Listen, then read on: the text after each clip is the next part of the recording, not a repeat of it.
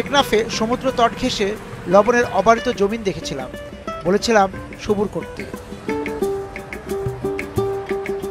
লবণের আরেক প্রান্তরে নিয়ে আসার পূর্বাভাস ছিল। এই প্রান্তরে আসতে আসতেই ভাবছিলাম যীশুখ্রিস্ট পৃথিবীতে আসার ৬০০০ বছর আগে থেকেই মানুষ লবণ চাষের চাহিদা বোধ করে। তখন সমুদ্রের পানি সেদ্ধ করে লবণ তৈরি হতো।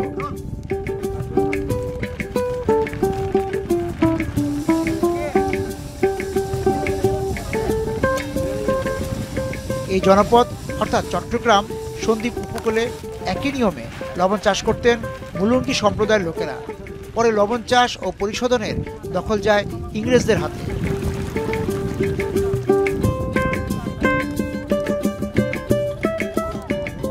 লবণ চাষের ধরন বদলেছে। এই চাষের সঙ্গে এখন যুক্ত প্রায় ৫ লাখ মানুষ।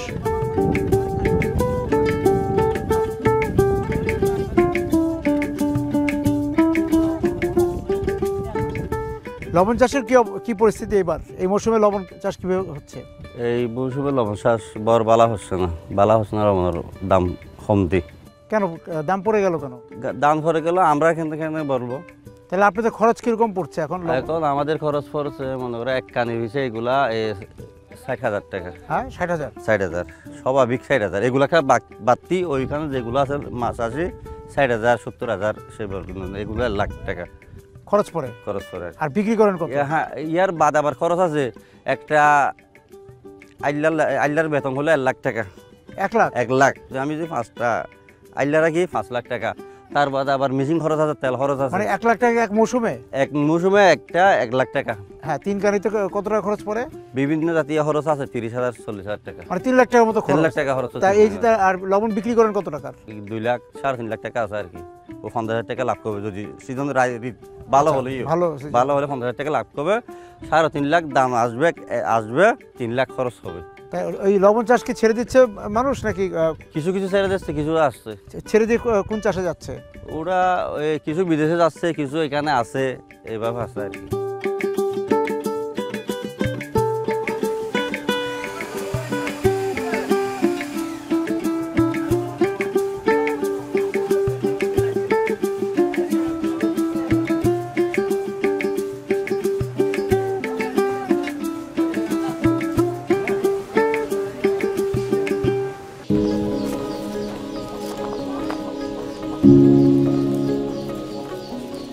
লবণ মাঠের চাষিদের কাছে শোনা ন্যায্য দাম মজুরি না পেয়ে ইসলামপুর গ্রামের পুরুষেরা এখন বিদেশমুখী।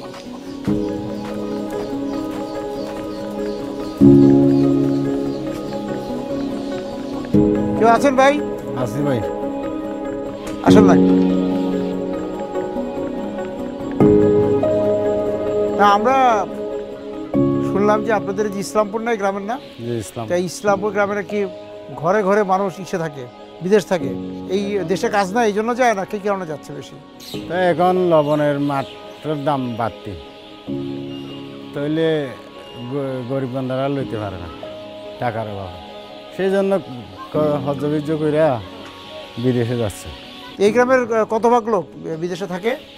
এই গ্রামের ধরেন না এই আপনার 100 লোক বিদেশ থাকে। আপনাকে যাওয়ার চেষ্টা করেছিলেন? চেষ্টা করলে তো আমি টাকার অভাবে যেতে পারি। আপনি টাকার অভাবে যেতে পারেন না? তা কি করেন আপনি? আমি লবণের চাষ।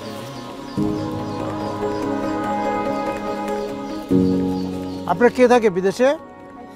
ভাইস্তা? কতদিন হলো গেল? ৫-৬ বছর। এখন কি নিয়মিত টাকা পয়সা পাঠায়? কিভাবে পাঠায় টাকা? বিকাশে পাঠায়। প্রতি মাসেই টাকা পাঠায়?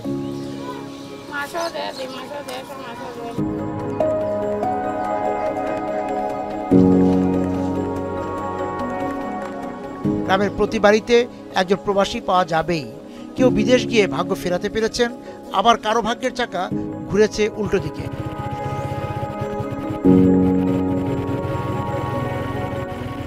বিদেশমুখী হলো কেন এই গ্রামের মানুষ? আসলে মানুষ তো বিদেশ যায় ভাগ্য পরিবর্তন করতে। আমাদের এখানে একটু একটু দেখেন মাঠ আর এই মাছের একটু প্রজেক্ট, এরকম তো মানুষের হয় না, পোষায় না। যদি বিদেশ যায় একটু ভালো, ফ্যামিলির জন্য ভালো, আবার অনেকে শুনছি যে আবার ভাগ্য পরিবর্তন করতে পারে নাই, দালাল বা প্রতারণার মধ্যে পড়ে হ্যাঁ গেছে বলে। হ্যাঁ, অনেকে আছে দালালের প্রতারণা পড়ে যায়, ভাগ্য পরিবর্তনের কষ্ট আর কি। আপনি ভালো আছেন? আলহামদুলিল্লাহ অনেক ভালো আছে। ঠিক আছে।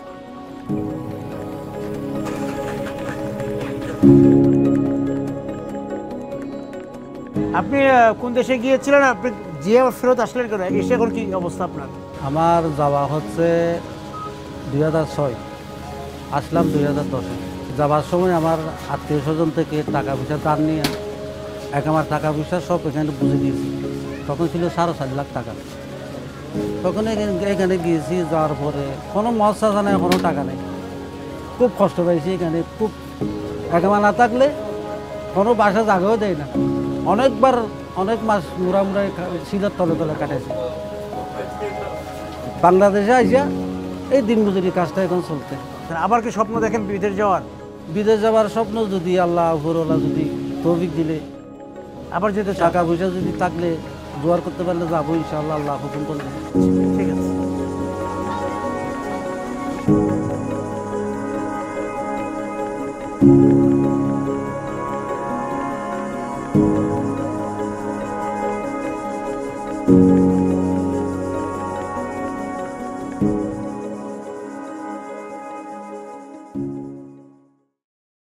বিকাশে কম খরচে ক্যাশ আউটের লিমিট বেড়ে 50,000, প্রিয় এজেন্টও 2টা।